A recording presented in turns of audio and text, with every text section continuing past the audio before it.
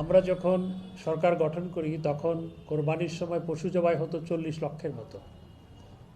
এখন পশু জবাই হয় 1 কোটির বেশি।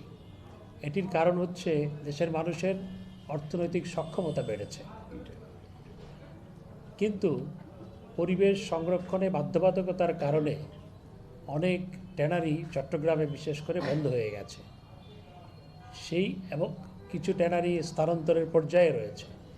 এটির সুযোগ একটি চক্র নিয়েছে, যেজন্য প্রাথমিকভাবে চামড়ার দরপতন ঘটেছিল।